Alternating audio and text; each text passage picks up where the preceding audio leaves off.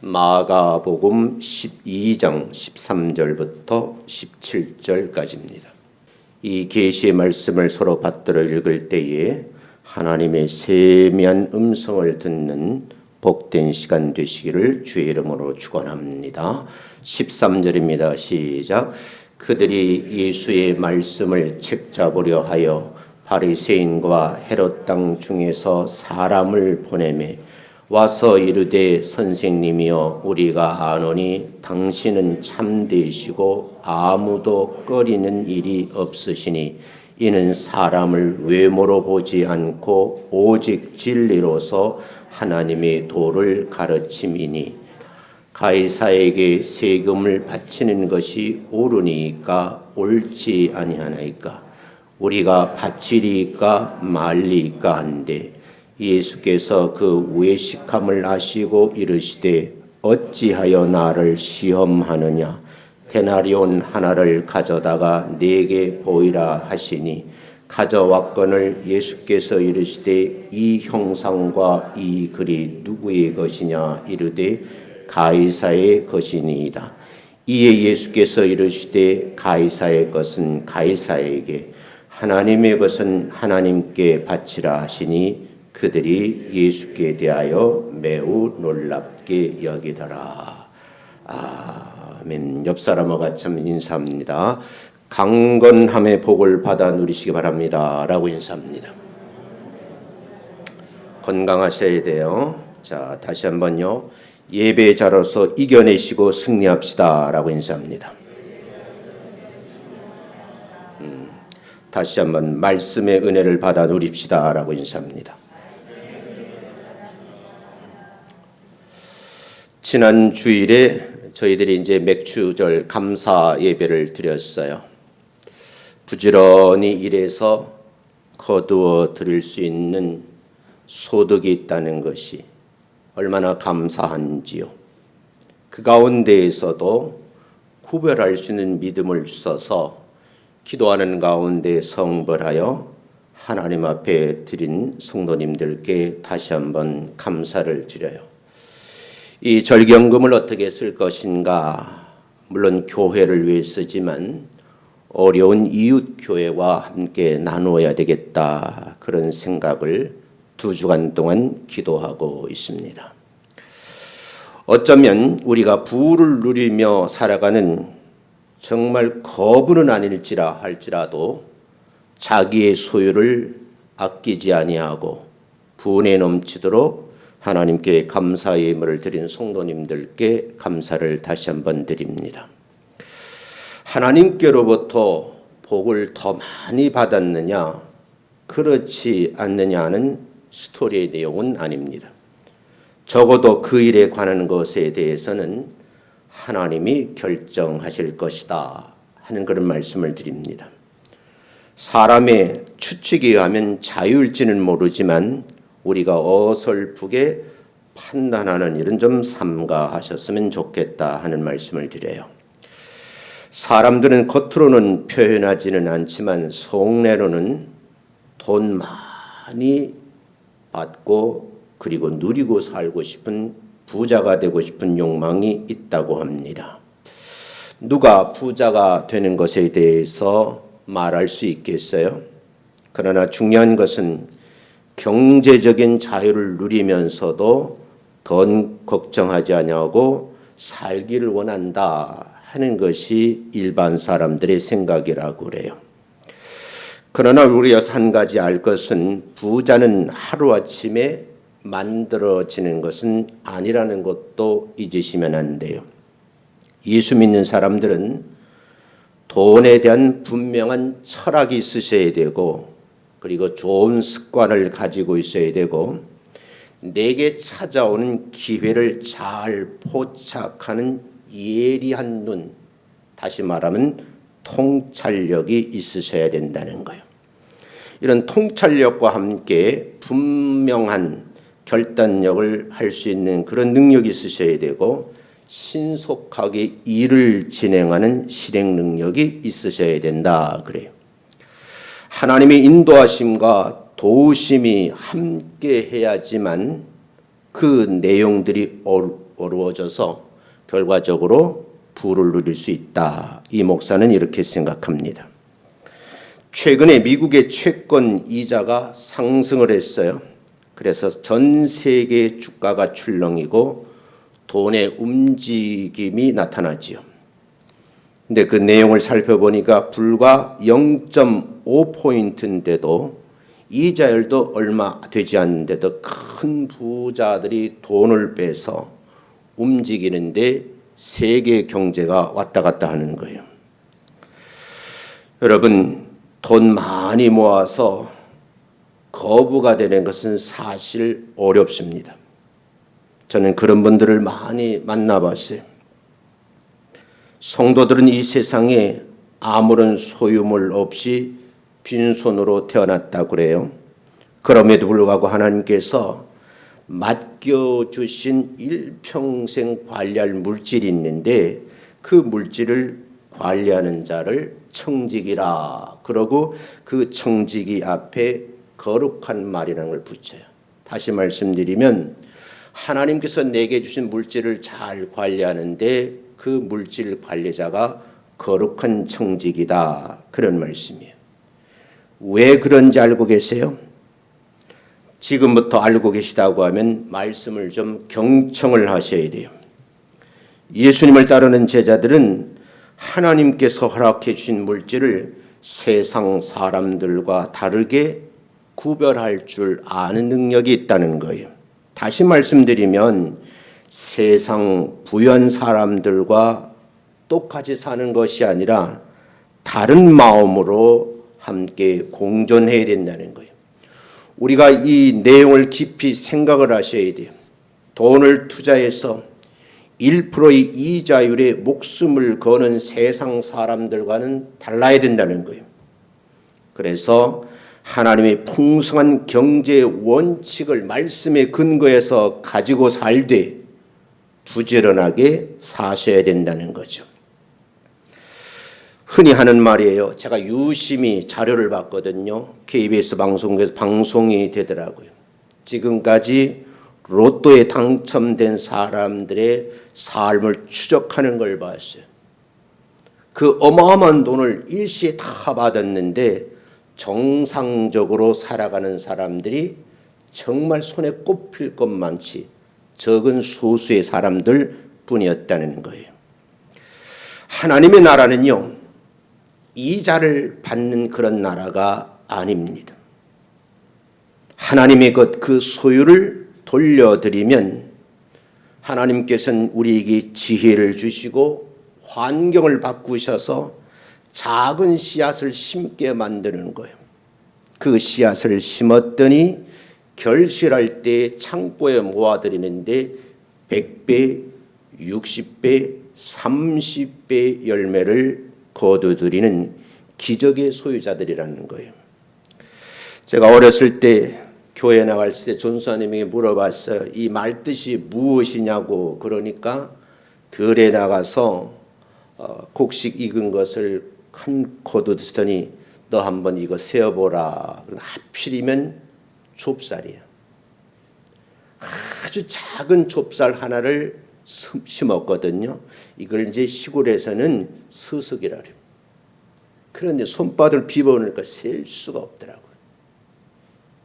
저는 그때 어려서 다 깨달음을 얻었지는 못했지만 순간의 느낌이 이 작은 것을 하나 심었는데 이렇게 셀 수 없을 정도로 많은 열매를 맺게 하시는 분이 우리 하나님이라는 사실을 어렴풋이 깨닫게 됐어요. 하나님께서 기뻐하신 일이 무엇일까? 내 것이 아니고 하나님의 것을 하나님의 것으로 구별하는 행위부터 보시는 하나님.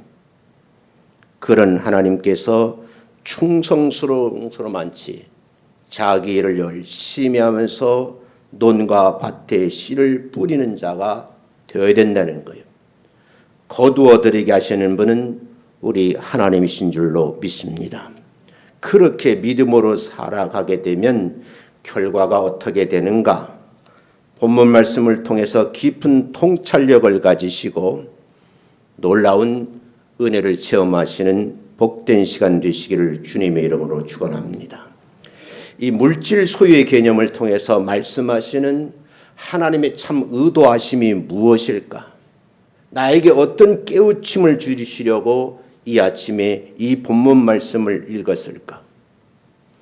거룩한 주일을 예배자로 섬기고 거룩한 옷을 입고 세상에 흩어져서 6일 동안 살아가잖아요. 그 6일 동안의 삶이 치열한 경쟁의 연속이에요. 사람과 사람, 사건과 사건의 연속 속에서 많은 일들이 벌어지는데 요즘은 정말 기절할 일들이 많아요. 전철에는 영무실에 근무하는 직원이 카메라를 유심히 지켜보고 있었어요. 어떤 노인 어르신이 지하철 군내에 마련되어 있는 물품을 보관하는 장소에 우울틀에 앉아서 벌벌 떨고 있는 거예요. 다가가서 그분에게 이야기를 나눴어요. 결국은 경찰에 신고하고 그리고 그분이 가지고 있는 1천만 원을 제 손에 들려주었다는 신문 기사를 봤어요. 대표적인 것이 요즘에 나이 많으신 어르신을 상대로 해서 보이싱 피싱이 평생 모은 돈인데 가만이설로 이 노인을 꼬드겨내서 은행에 들어있는 저금을 다 찾아가지고 몽땅 빼앗아가는 그런 친구들이 있어요. 요즘은요 스마트폰에 대량 문자가 날라오거든요. 그 문자를 잘못 클릭하면은 작게는 수만 원에서 많게는 수백만 원이 빠져나가요. 순간인 거예요. 조심하셔야 된다는 거죠. 자, 이런 말씀을 생각하십니다. 본문에서는 예수님께서 한 사건을 통해서 우리에게서 정말 무엇을 알고 싶어하고 깨닫기를 원하시는지 그 음모 사건에 대해서 기록이 되어 있어요. 그 첫 번째 내용을 나누면 예수님을 책잡으려고 하는 음모가 있었다는 거예요. 본문에 보면 하나님 예수님께서는 하늘나라의 생명의 말씀을 가지고 많은 사람들에게 말씀을 선포하셔요. 이걸 복음 전도라 그러거든요. 그때 시비를 걸고 책을 잡는 음모를 꾸미는 사람들이 예수님 주변에도 있었다는 거예요. 성경은 이 사람들이 바로 바리새인과 헤롯 땅에서 보냄을 받은 사람들이라 그래요. 성경을 한번 같이 다시 한번 읽어보겠습니다. 시작. 13절부터 15절이요. 시작. 그들이 예수의 말씀을 책잡으려고 하여 바리새인과 헤롯 땅 중에서 사람을 보내매 와서 이르되 선생님이여 우리가 아노니 당신은 참되고 아무라도 꺼리는 일이 없으시니 이는 사람을 외모로 보지 않고 오직 진리로서 하나님의 도를 가르치심이니이다. 가이사에게 세를 바치는 것이 옳으니까 옳지 아니니까 우리가 바치리까 말리까 한데. 여기서 책 잡으려 한다는 말이 있거든요. 이 책 잡는다는 말은 남에게 잘못한 일을 찾아내서 지적하고 그리고 비난하는 행위와 언어를 책 잡는다 그래요. 예수님께서 말씀을 전하고 계실 때에 바리새인과 헤롯 땅 중에서 보내심을 받은 사람들이 있었다. 우리말로 해석하면 그런 거예요. 이 사람들이 다가와서 예수님에게 흠을 잡으려고 부르시는데 선생님이셔라고 불렀어요. 그리고 자기들이 소개했는데 우리들이 알고 있는 내용이 있습니다. 극진창을 하는데 이걸 아부성 발언이라 그래요. 당신은 참되시고 아무라도 꺼리는 일이 없으신 분, 참 훌륭하신 분입니다 하는 내용이 뉘앙스에 담겨져 있어요. 사람을 외모로 보지 않고 오직 진리로서 하나님의 도를 가르치시는 분입니다. 이 두 가지를 극진창을 하는데 듣기에는 극진창이지만 내용적으로 보면 지금 흠 잡으려고 하는 거예요. 그런데 질문이 있습니다. 가이사에게 세를 바치는 것이 옳은 일인지 아니면 그런 일인지, 누구에게 우리가 바치는 것이 바른 일인지 알려줬으면 좋겠습니다. 그 얘기. 이 본문 말씀에서 그들은 함정을 파놓고 예수님께 황당한 질문을 하는 거예요. 그들의 음모와 외식을 알고 계셨던 예수님께서 15절에서 말씀하거든요. 예수님의 답을 한번 보세요. 읽어봅니다. 시작. 어찌하여 나를 시험하느냐? 데나리온 하나를 가져다가 내게 보이라 하시니. 여러분, 이 마태복음 11장 15절부터 19절까지 예수님께서 성전에 들어가셔서 성전의 장사치들을 다 모를 그처럼 화를 내신 적이 없어요. 성전을 깨끗하게 하신 후에 지금 있었던 일들이거든요. 그러니까 유대교인들이 보기에 자존심이 상해버린 거예요. 그래서 마침내 유대 지도자들이 음모를 꾸미기 시작했는데 그들이 바리새인과 헤롯 땅 이론이라 그래요. 예수님을 책잡기 위해서 바리새파 사람들과 헤롯 땅 중에서 사람들을 뽑았다. 이 뽑힘을 받은 사람들이 예수님께 다가왔단 말이에요. 근데 13절에 보면 책 잡으려 했다 그런 말이 있거든요. 이 책 잡으려 했다 하는 말이 헬라어로는 아그르소신이라는 말로 기록이 되어 있어요. 이걸 한국말로 해석하면 사냥꾼이 목표물을 추적해 가는 거죠. 집요하게 추적을 해서 이제 허점을 찾아내고 거기에다가 활을 쏘는 그런 동작을 의미하는 거예요. 그러니까 당시에 이 사람들이 예수님을 사냥꾼처럼 생각하고 달려드는 거예요. 집요하게 추적으로 마침내는 죽이려 했다는 겁니다. 그만큼 그들은 예수님으로 인해서 자존심에, 우리 젊은이들은 스크래치가 난 거예요. 예수님을 함정에 빠뜨리기 위해서 계략을 꾸몄는데 그걸 올무, 함정이라는 말을 써요. 여기에서 성경에 기록된 말씀인데 지금의 세태와 비슷한 사건들의 내용이 지금 우리 주변에서 벌어지고 있어요. 유대 지도자들은 예수님의 책을 잡기 위해서 평소에 원수처럼 지냈던 사람들이 있거든요. 그런 여러분, 이 바리새인과 헤롯 당원들은 함께 할 수 없는 사람들이에요. 그런데 유대교 지도자들은 원수처럼 지내던 헤롯 당과 손을 잡았다는 거예요. 여기서 우리가 교훈을 받으셔야 돼요. 예수 믿는 사람들이 물질의 유혹을 받아서 못된 사람들하고 손을 잡으면 안 된다 하는 교훈도 있어요. 그리고 그들은 예수를 책잡기 위해서 사람을 보내서 정직한 사람들처럼 위장을 하고 음모를 꾸민 겁니다. 유대계 지도자의 음모에 가담하기 위해서 보냄을 받아서 온 사람들이 예수님께 다가와서 정말 듣기 민망한 곤란한 질문을 했는데 그 내용이 선생님이시여, 우리가 알고 있습니다. 당신은 아주 훌륭하신 분이고 참되신 분입니다. 아무라도 꺼리낀 일이 없인, 다시 말씀드린 인간관계가 좋으신 분. 사람을 외모로 보지 않고 그 누구 앞에서 당당하게 하나님의 말씀을 가르치시는 분이라 극진찬을 해요. 여러분, 그 중심을 꿰뚫어 보시는 예수님께서 질문 앞에 당당하게 답을 하셨죠. 이렇게 극진찬을 해놓고 세금을 바치는 것이 옳은 일인가요? 아니면 옳지 않은 일인가요? 우리가 바치겠노라고 말하게 되면, 아니면 세금을 떼어먹으라고 말하면 큰 문제가 되잖아요. 함정에 빠뜨리는 거예요.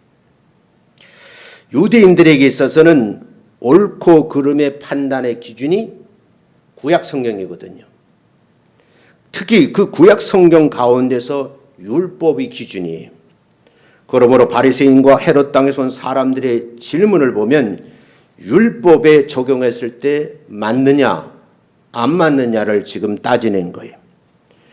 그들의 율법에 보면 로마 황제에게 세금을 내는 것을 허락해야 되느냐 말아야 되느냐는 역사적인 내용의 질문이 담겨져 있어요.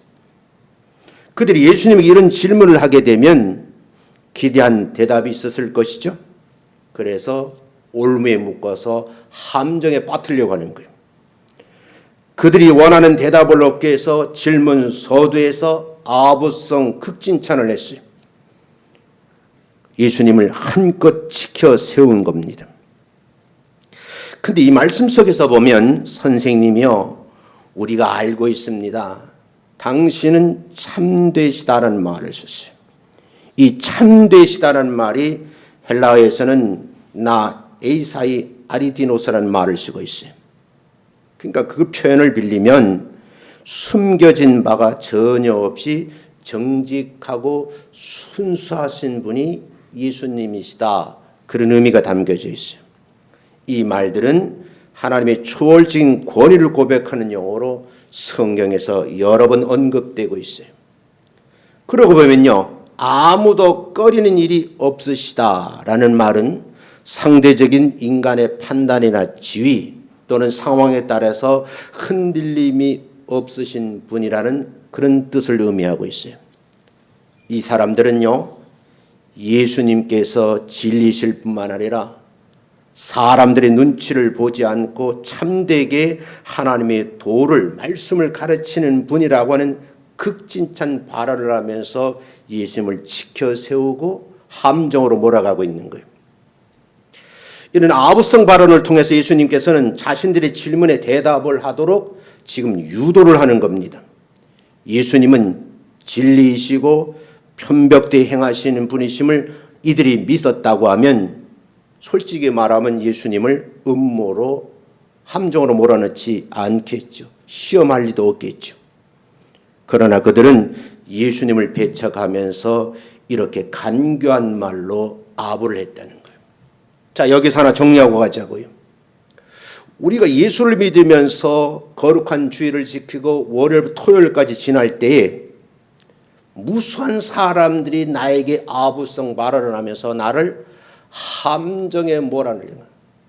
여기에 속으시면 안 된다 하는 뜻이 있어요.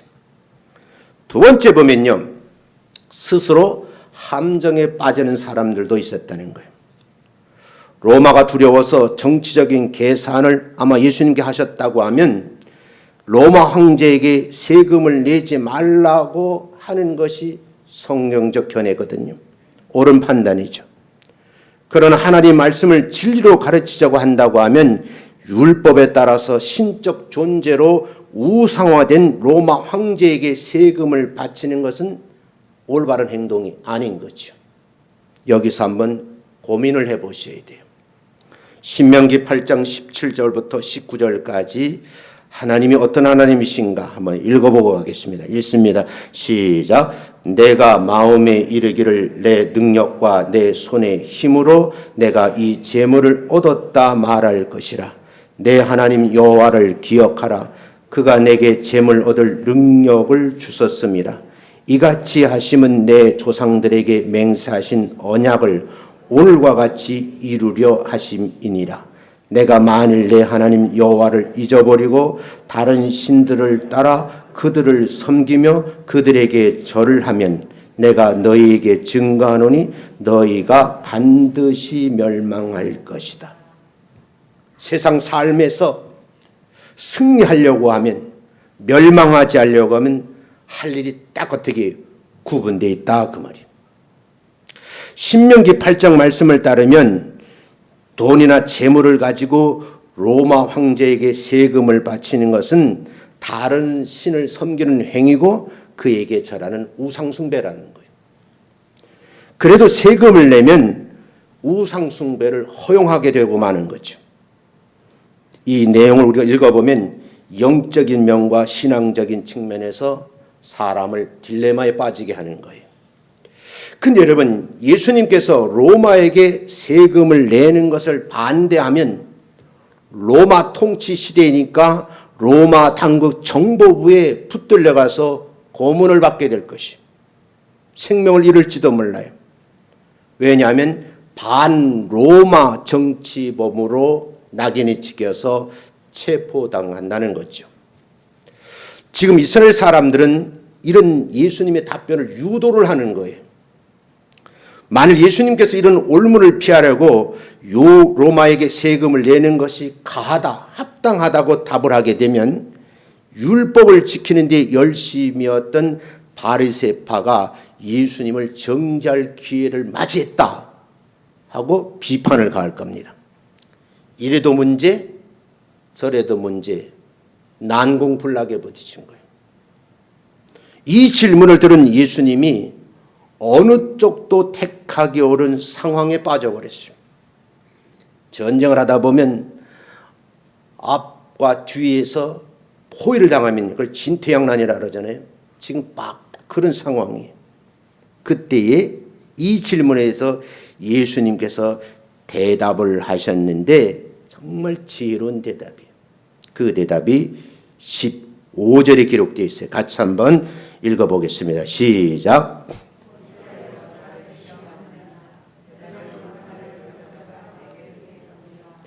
여기 어찌하여 그러고 우리 한국말로 따지면 빠져있는 말이 있어요. 어찌하여 너희들은 올무와 함정을 파놓고 나를 시험하느냐 그 말이에요. 그리고 데나리온 하나를 가져다가 나를 달라는 것이 아니고 내게 보여달라고 얘기를 해요. 결론적으로 예수님의 답변은 17절에 답을 하셨죠. 읽어봅니다. 시작.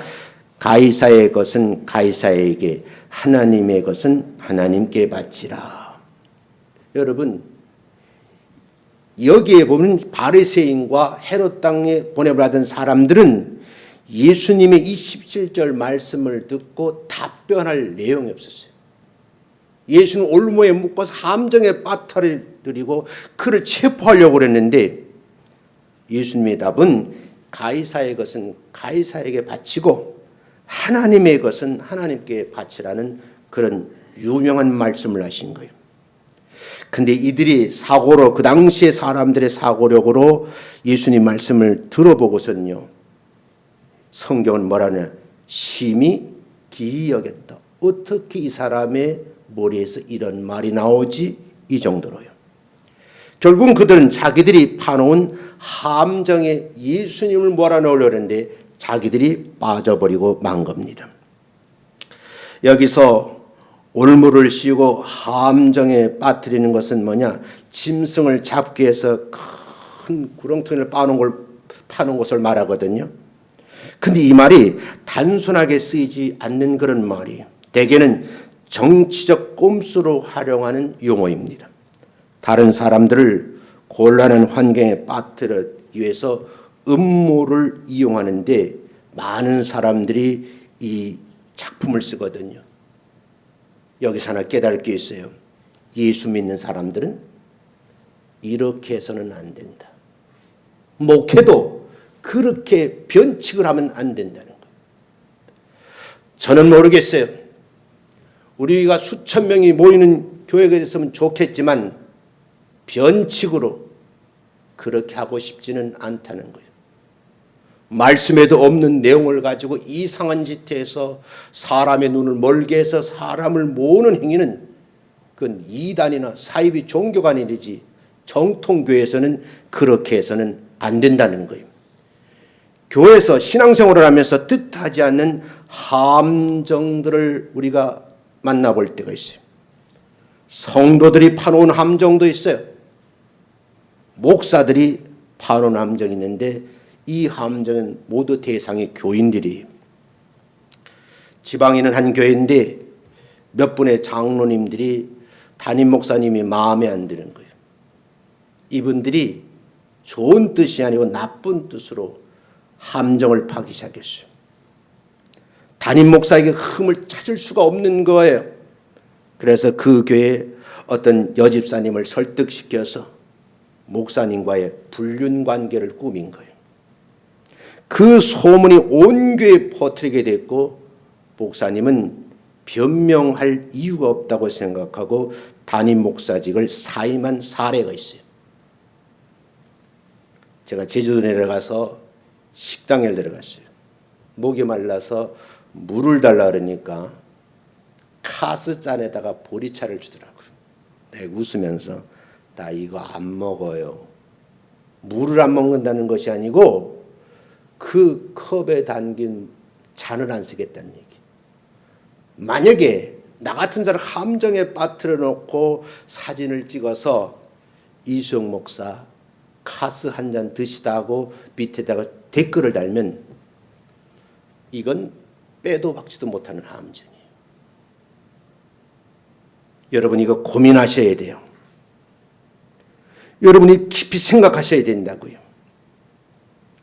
이처럼 함정을 이용한 음모는요, 세상 공동체에서 많이 있는, 이게 정치인들이 제일 많이 하는 일들이에요. 나는 요즘 답답해요. 왜 저런 분들이 저렇게 스스로 본을 보여주니까 모든 젊은 사람들이 그걸 배우고 똑같은 수법을 쓰는 거예요. 그래서 보이스핑, 가짜 문자를 날려가지고 클릭만 하면 돈이 빠져나게 만드는 그런 쪽으로 머리가 기가 막히게 돌아가는 거예요. 그래서 여러분 부탁드려요. 그래서 여러분 가족 구성원들을 위해서 기도해야 돼요. 하나님, 내 남편이 오늘 출근을 했습니다. 내 남편이 세상 사람들이 파는 올무에 묶이지 않고 함정에 빠지지 않도록 도와주세요. 자녀를 등교시켜 놓고 기도하셔야 돼요. 내 아이들이 동료들이 만드는 올무에 걸려들어서 함정에 빠져들면 이건 헤어날 수가 없는 거. 20대 젊은 두 친구가 그렇게 올무에 묶어서 방에 가다 놓고 먹을 것을 주지 않으니까 여러분 아버지가 전화했어도 괜찮다는 거예요. 결국 굶어 죽었어요. 이게 요 사이에 있는 일이에요. 여러분 밖에 나가서 일을 하신 남편과 아이들도 집에 있는 아내를 위해서 기도를 하셔야 돼요. 내 아내가 가정일을 잘하지만 순간에 핸드폰 잘못 들고 올무에 여러분 시험을 받으면 헤어날 수 없고 가정이 폭삭 망하는 거예요. 조심하셔야 돼요. 그래서 여러분 교회 구성원들도 성도들을 위해서 같이 기도해야 된다는 거예요. 우리가 고민하셔야 돼요. 오늘 강론하는 말씀을 통해서 깨달음이 오시는지요. 성도는 정신을 똑바로 차리고 하나님을 바라보고 성경 말씀을 중심으로 해서 다시 말씀드리지만 세상 사람들처럼 성공하려고 몸부림치는 것이 아니라 예수 바르게 믿으려고 애를 쓰셔야 된다. 그게 승리의 삶이에요. 손해보도 괜찮습니다. 세상 사람들에게 내가 바른 일하다가 손해봤다. 우리 하나님은 육신적인 생각으로 계산하면 손해인 것 같지만 시간이 지나면 반드시 그 몇 배로 우리 하나님 갚아주실 줄로 믿습니다. 우리 이걸 믿으셔야 돼요. 그러기 위해서는 말씀 속에서 지혜를 자꾸 구하셔야 돼요. 내 것 만들어야 돼요. 말씀을 통해서 여러분이 개인적 통찰력을 얻으셔서 사건과 사건 속에서 사람과 사람 사이에 일어나는 일들을 바른 판단을 하고 옳은 행동을 할 수 있어야 된다 그 말이에요. 우리가 이걸 꼭 잊으시면 안 돼요. 그 여러분들에게 첫 번째는 예수님 책을 잡는 음모가 있었고 이들 스스로가 함정에 빠졌다. 예수님이기 때문에 가능하죠. 근데 여기서 여러분 세 번째는 예수님의 영적 통찰력을 이제 경험을 하셔야 된다는 거예요. 유대는요, BC 63년 이후에 로마의 식민지가 됐어요. AD 6년까지 로마 황제가 인두세를 거두었어요. 사람 머리수대로 세금을 거두은 거예요. 인두세는 로마의 은전인 데나리온을 내게 되었는데 이 은전에 여러분 가이사의 형상이 새겨져 있는 거예요. 내가 어제 밤에만 생각해서 집에 동전을 몇 개 가져오려고 했는데 와보니까 동전이 없어. 동전 보여주려고. 집에 가서 동전 보세요. 앞뒤에 어떻게 되어 있느냐. 한쪽을 뭐요? 우리는 위대한 위인들이 여러분 새겨져 있어요. 뒤쪽에는요 글들이 써져 있어요. 똑같아요. 여러분 로마의 은전인 데나리온에는 가이사의 형상이 새겨져 있고 반대편에는 신성한 아우구스투스의 아들 티베리우스의 아우구스투스 황제라는 글씨가 새겨져 있는 거예요. 그래서 예수님께서 가져오라. 그리고 뭐예요? 보여달라고 그러는 거예요. 성경을 잘 이해를 하셔야 돼요. 로마 황제를 신적인 존재로 간주하는 글씨와 함께 신적인 존재로 인정된 자의 형상을 새긴 데나리오는 실제 우상 숭배의 은전이거든요. 내가 통용되는 화폐 가치지만 이걸 드린다는 것은 내가 우상 숭배한다는 행위라는 거예요. 그래서 율법의 철저한 유대인들은요, 그 은전을 만지는 것조차도 싫어했어요. 철저한 율법주의자들이니까. 유대인의 입장에서 보면 어쩌면 당연한 일이라고 할 수 있겠죠. 로마인의 입장에 보면 말도 안 되는 소리지만, 그러나 여러분, 권력은 아무나 무조건 받아 누리는 게 아니라는 사실을 여러분 깨달으셔야 돼요. 여러분, 저는 이 말씀을 읽다가 정말 은혜가 밀려오더라고요. 그래, 저에게 하는 말씀이구나. 높은 자리에 올려가 하지 말아라. 세상적인 높은 자리에 올라가니까요. 여러분, 이 데나리오를 상납할 수밖에 없잖아요. 과도한 물질 욕망을 품지 말아야 되겠구나. 사랑하는 아내와 내 노년에 밥 3끼 먹고 많은 돈은 없지만 그저 하루 살아가는 쓸돈만 있으면 족하게 생각해야지. 지금의 제가 신변 정리하는 내용이 아이들에게 미안하지만요, 이 고민을 하셔야 되는 거예요. 이 견해에 대해서 사도 바울이 하신 말씀이 있어요. 이걸 좀 한번 귀들어드릴게요. 로마서 13장 1절이거든요. 같이 한번 읽어보겠어요. 시작. 각 사람은 위에 있는 권세자들에게 복종하라. 권세는 하나님으로부터 나지 않음이 없나니 모든 권세는 다 하나님께서 정하신 바라. 이걸 구약의 말씀을 잘 비교해서 이해를 하셔야죠. 왜 바울이 이런 말씀을 하셨을까? 근데 예수님은 17절에서 그래? 가이사의 것은 가이사에게 돌려주라는 거예요. 하나님 것만 하나님께 바치라는 거예요. 그러면 여러분, 예수님 말씀을 통해서 꼭 우리에게 들려준 이 계시의 말씀적 의미, 하나님의 뜻은 무엇일까? 이중적 의미가 있어요. 그 이중적 의미 첫 번째, 유대 지도자들의 연약한 부분이 드러나는 거예요. 그 못된 율법 철저한 율법주의자들인데 그들에게도 뭐야? 약한 부분이 있다 하는 것을 드러내는 거예요. 예수님께서 유대 지도자들이 보낸 사람들의 질문에 답을 하기 전에 그들의 외식함을 먼저 지적을 하셨어요. 그들의 연약한 부분이거든요. 그들이 예수님을 의인으로 지켜 세워 질문했지만 그들이 하나님을 바르게 섬기기 위해서 그런 질문을 하지는 않은 거죠. 예수님을 책잡기 위해서. 그런데 이 사건을 통해서 유대 지도자들, 바리새인들, 원수같이 지내는데 예수님을 잡으려고 하니까 작당을 한 거예요. 헤롯 당원들이겠죠. 이 사람들의 실체가 드러나는데 약한 부분이 드러나는 거예요. 두 번째는요, 예수님께 스스로 메시아임을 드러내는 거예요. 이게 이중적 의미입니다. 바리새파 사람들과 헤롯 당은요, 곤란한 질문을 통해서 예수님을 시험에 빠뜨리려고 함정을 파는 거거든요. 근데 예수님께서 17절 말씀해 보면 가이사의 것은, 그 동전에 데나리오 보니까 앞에는 형상이, 뒤에는 글씨가 새겨져요. 로마 황제에게 바치라는 거거든요. 이걸 딱 보시고 가이사의 것은 가이사에게, 하나님의 것은 하나님께 바치라 그래요. 이런 지혜로운 말씀을 통해서 예수님은 악한 무리들의 의도를 한순간에 무너뜨리는 거예요. 이게 지혜자입니다. 유대 지도자들이 예수님을 올무에 빠뜨리기 위해서 고심을 하면서 머리 많이 써서 만든 덫인데 말씀 한마디에 우르르 무너져 버린 거예요.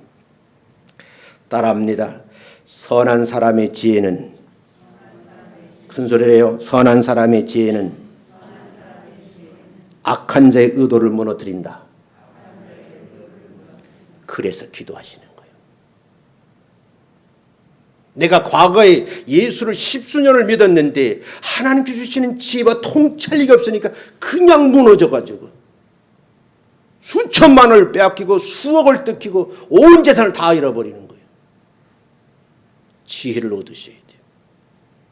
악한 무리들과 함께 손을 잡으면 안 된다는 거예요. 여러분 깊은 뜻이 있죠? 하늘이 땅보다 높음 같이 예수님 말씀과 생각은 우리 인간의 그 어떤 의중과 생각보다 높으시다 하는 것이 이사야서 55장 9절 말씀이에요. 왜 그럼에도 불구하고 예수 믿는 사람들이 아무리 코로나할지라도 엎드려 기도하지 않느냐는 거예요. 교회가 여러분 24시간 개방되어 있어요. 누구에게나 교회에서 기도한다라면 교회 문은 열 수 있어요. 물론 타 교인에게는 열질 않죠. 본교인들에게는 열 수 있는 기회를 줬어요.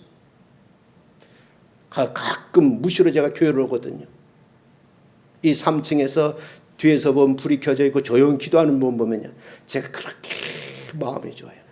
아, 저분이 어려움은 있다 할지라도 하나님께 지혜를 얻고 통찰력을 얻으려고 저렇게 기도하고 있구나. 제가 은혜가 됐지요.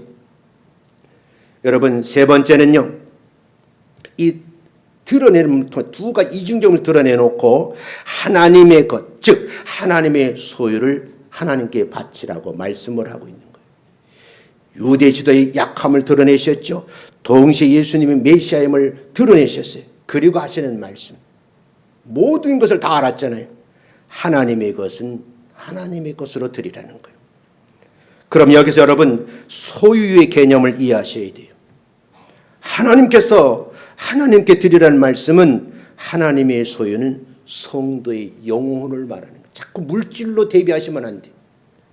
하나님께서 우리가 세상에 태어날 때 우리 육체의 영혼을 불어 집어넣으셨잖아요. 우리 육체는 우리 영혼이 떠나면 아무것도 아니에요. 목사가 더 장로를 많이 집내보잖아요. 이제는 야갔어요. 옛날에는요, 저 벽지 화장터에 가면 그 입구에서 예배를 드리고 그 시체가 다 나올 때 거기서 찬송을 부르고 울고 있었어요. 나 지금은 안 그래. 딱 가면요. 근데 그 경험상 그러는 거예요. 거기서 막 지쳐버리시더라고. 그 보는 게 좋지 않아. 어느 누가 부모가 불구덩이에 들어가는 걸 보고 좋아하는 사람이 누가 있겠어요. 확인만 하고 나가자. 가서 여러분 조용한 장소에 가서 격려해주고 위로해주고, 근데 목사가 끝까지 있어주는 거예요. 저는요 평생 목회하면서 내가 할 일이 뭐냐, 이 강단은 말씀 강론하고 성도들이 하나님의 부름을 장례식 끝까지 참석하는 거예요. 잔치집에는 안 가도 돼요. 여러분 생각할 부분이 있는 거예요. 우리가 하나님께 주신 영혼을 함부로 여러분 사용해서는 안 된다는 거죠. 최근에는요 유행어가 생겨요. 영끌이라는 말이에요. 사전을 찾아봤어요. 그랬더니 영혼까지 끌어모으다라는 말을 줄인 말이래요. 내가 나름대로 자료를 찾아봤어요. 여러분 영혼을 끌어도 아파트를 사고 비트코인을 사려고 노력하는 거예요. 이게 함정입니다. 여러분, 예수 믿는 사람들은 가만히 있었는데 내 집에 올려서 건축되어 이런 건 그건 자연적인 부예요. 절 욕하지 마세요. 아파트 투기하면 안 돼요. 교회 짓는다고 땅 투기하면 안 된다고요. 향상교회 그 목사님 내가 존경하는 게 뭐냐면 교회가 부흥되고 수천 명이 모여드는 거예요. 교회를 새로 지어야 돼요. 중직들이 모여가지고 지금 현재 있는 땅을 다 팔면은 짓고도 남는다는 거예요. 근데 그 목사님은 그렇게 교회 짓는 거 아니야. 성도들의 헌금으로 지어야 돼. 목사님이 이런 발언에 모든 성도들 호응을 했어요. 더 넓은 땅에 대형 교회를 지었어요. 그리고 그 있던 교회를 복지관을 지어서 시에다 증여를 했습니다. 물론 운영은 그 교회에서 관리하겠죠. 참 멋있는 목사님이다. 한국에 이런 목사가 또다시 안 나타나느냐, 저는 감탄을 한 거예요. 이 물질의 소유도 제대로 아셔야 된다, 그 말이에요. 우리가 정말 고민을 해보셔야 돼요. 옳은 말인지 그런 말들인지 우리가 한번 생각을 해야 되는데, 자칫 잘못한 영끌이라는 이 두 단에 함몰되어 버리면 인생이 망치는 거예요. 경제가 어떻게 흘러가는지 아무도 알 수 없잖아요. 치고 빠지는 건 좋지만 중요한 것은 다른 사람들이 어마어마한 피해를 입는다는 거예요. 젊은 사람들이 일을 해서 소득을 오르지 않고 그저 컴퓨터 수백만 원 쭉 사다 놓고 밤새도 그거 뒤다보고 비트코인 값만 계산하고 있는 거예요. 나는 바르지 않다고 생각하는 사람이에요. 고민하셔야 돼요. 이것이 옳은 말인지 그런 말인지를 떠나서 사람들은 영혼이 메마르게 하는 힘든 세상을 함께 살아가고 있다는 거예요. 그러나 여러분, 성도들은 하나님의 전능하신 능력을 의지해서 영원히 하나님께 죄악에 물들지 않도록 바르게 신앙생활을 해야 된다는 거예요. 우리 성도는 그렇게 되시기를 주의 이름으로 축원합니다. 여기에 대해 베드로 사도가 한 말이 있어요. 베드로전서 2장 9절부터 11절 함께 읽습니다. 시작. 너희는 택한 족속이요 왕 같은 제사장들이요 거룩한 나라요 그의 소유가 된 백성이니 이는 너희를 어두운 데서 불러내어 그의 기이한 빛에 들어가게 하신 이 아름다운 덕을 선포하게 하려 하심이라. 너희가 전에는 백성이 아니더니 이제는 하나님의 백성이요 전에는 긍휼을 얻지 못하였더니 이제는 긍휼을 얻은 자니라. 사랑하는 자들아, 거류민과 나그네 같은 너희를 권하노니 영혼을 거슬러 싸우는 육체의 정욕을 제어하라. 너희가 이방인 중에서 행실을 선하게 가져 너희를 악행한다고 비방하는 자들로 하여금 너희 선한 일을 보고 오시는 날에 하나님께 영광을 돌리게 하려 함이라. 하나님 앞에 영광 돌리는 삶이 이렇노라고 지금 베드로 사도가 말하는 거예요. 그렇다고 하면 예수 믿는 사람들을 성도라고 그러잖아요. 구별된 삶을 사는 거예요. 어둠의 그늘에서 이제는 나오셔야 돼요. 밝은 빛이 비추어지는 예수님 아래 모여들어서 그 혜택을 받아 누리라는 거예요. 귀한 빛이신 예수님 안에서 살아야 함을 강조를 하고 있어요. 그 삶 속에서 오늘 베드로사는 덕을 세우라 그래요. 그리고요, 주변 사람들 저분은 참 긍휼하신 분이다. 이것도 이해를 하셔야 돼요. 천국의 순례자라고 그러거든요.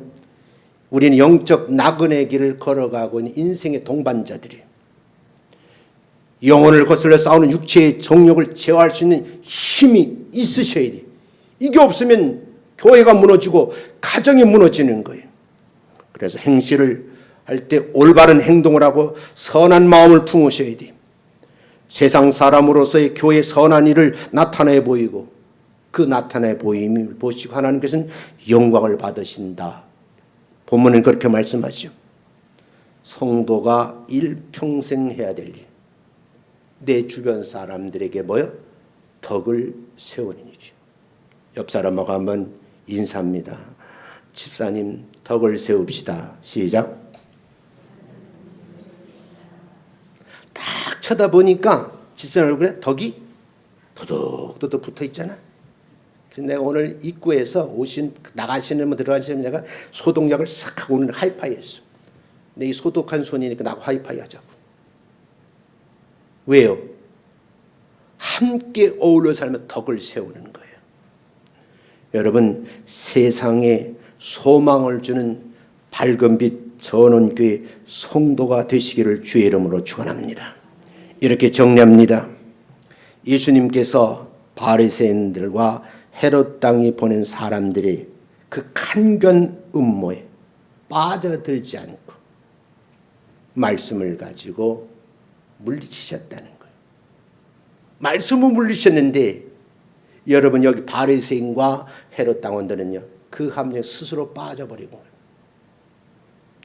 악한 마귀는 지금도 성도들을 유혹해서 불신앙의 늪에 빠뜨리는 거예요. 다음 주부터 여러분 비대면 예배가 시작돼요. 고민이 안 되더라고요. 우리 교회는 참 지혜로운 성도들이니까. 이게 1년 반 지나가면 젊은 애기 엄마들이 교회를 안 나와요. 여러분, 지혜로우셔야 돼요. 다음 주부터 일부 사부 예배를 드립니다. 여러분 공예배 드리고 싶으면 허 목사님 연락하시오. 예배를 송출하는 인원을 포함해서 20명까지 허용돼요. 그 거룩한 물에 내가 끼일 수 있도록 여러분 기도하세요. 철저하게 방역 당국 지침을 지키세요. 그래서 내가 어제 여러분 지침서를 단톡방에 올려놨어요. 자세히 읽어봤죠? 내 몸이 조금 이상하다. 그럼 스스로 자가격리하셔야 돼요. 공동체를 위해서. 여러분 교회에서 코로나19 빠뜨리는 교회가 세상에 어디 있어요? 이단하고 사이비 종교 아니고. 이런 코로나 바로해서 감염 안 하면 이제 얼굴에 소금물 뿌리는 그런 무식한 목사가 어디 있어요? 정통교회는 그런 목사 없어요. 속지 마시라고. 철저하게 마스크 쓰시고 들어가는 여러분 손 소독하시고 집에 가시면 깔끔하게 옷조차도 다 소독하세요. 저는 소독약 바르면 내 양복을 일부러 발라. 내 주변에 붙지 말라고. 왜? 목사가 감염되면 내일 아침 9시 뉴스에 밝은 빛처럼 이성 목사가 걸렸대 그럴까 봐. 덕이 안 되니까. 제가 우리 어머니 보고 그랬어요. 어머니 2주간 집에서 쉬세요 그랬어요. 왜? 연로하신 분인데 왔다 갔다 하다가 젊은 사람 옮을까. 물론 백신을 2번 다 맞으셨어요. 그러나 여러분 덕을 세운다는 측면에서도 생각을 좀 해봐달라 그런 뜻이. 이럴 때일수록 성도는 하나님의 소유와 세상 사람들의 소유를 구별하는 지혜를 달라고 기도하셔야 되고 하나님 앞에 죄 짓지 말아야 된다는 거예요. 하나님께 우리에게 주신 모든 소유를 오직 하나님의 나라와 주님의 몸된 교회를 위해서 사용할 줄 아는 마음의 즐거움을 누리시고 샘솟는 기쁨을 인해서 여러분의 삶이 행복해지시는 한 주간 되시기를 주의 이름으로 축원합니다. 따라합니다. 위축되지 맙시다. 다음 주부터 뭐 정상적인 예배를 못 드린다. 위축될 필요가 없어요. 그래서 광고 삼아 드리는데 1부 예배 7시, 2부 예배 9시, 3부 예배 11시, 4부 예배 1시 반. 여러분만 오시면 무조건 주의 종들은 대기 스탠바이 예배 드릴 준비되어 있다는 거예요. 예배자로 사명 감당하시기를 주의 이름으로 축원합니다.